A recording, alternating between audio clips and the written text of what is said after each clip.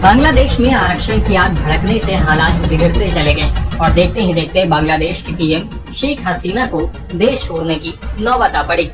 शेख हसीना ने आनंद फानंद में देश छोड़ने का फैसला लिया। मीडिया रिपोर्ट्स में ऐसा कहा जा रहा है कि शेख हसीना को सिर्फ 45 मिनट का समय दिया गया।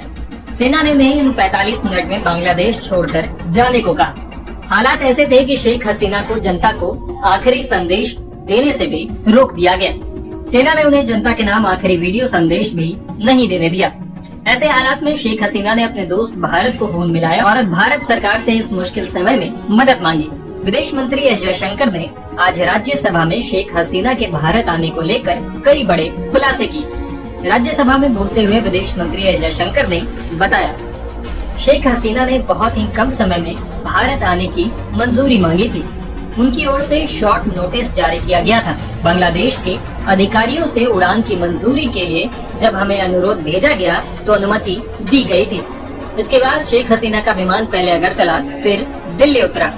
विदेश मंत्री ने बांग्लादेश के हालात पर चिंता जताते हुए कहा कि वहां के अल्पसंख्यक हिंदुओं के घर और संपत्ति जलाने की घटनाओं की सूचना हमें मिली है। भारत ऐसी घटनाओं के प्रति बेहद संवेदनशील है। बांग्लादेश में हालिया घटनाक्रम के बाद बॉर्डर पर सुरक्षा बढ़ा दी गई।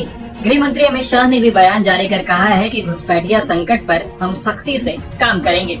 बांग्लादेश संकट पर विदेश मंत्री एस जयशंकर ने राज्यसभा में कहा कि अभी भी 19,000 भारतीय बांग्लादेश में फंसे हुए हैं, लेकिन भारत सरकार उन्हें सुरक्षित वापस लाने के लिए हर संभव रास्ते बनाएगी।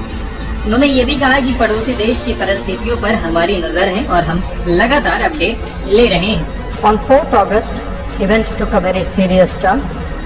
4 अगस्त को हालात बिगड़े। प्रदर्शनकारियों ने पुलिस पर हमले किए, साथ ही पुलिस थानों और सरकारी संस्थानों पर हमले हुए, सार्वजनिक संपत्तियों को नुकसान पहुंचाया। हिंसा ने व्यापक रूप ले लिया।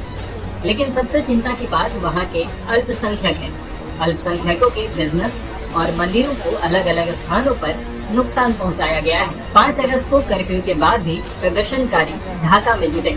उसके बावजूद सड़कों पर मार्च निकाला गया। हमारी समझ ये है कि सुरक्षा प्रतिष्ठानों के नेताओं के साथ बैठक के बाद ही प्रधानमंत्री शेख हसीना ने इस्तीफा देने का फैसला किया। बहुत कम समय में उन्होंने कुछ समय के लिए भारत आने की मंजूरी मांगी। हमने बांग्लादेश अधिकारियों से फ्लाइट क्लियरेंस की मंजूरी मांगी। वे कल शाम दिल्ली पहुंची।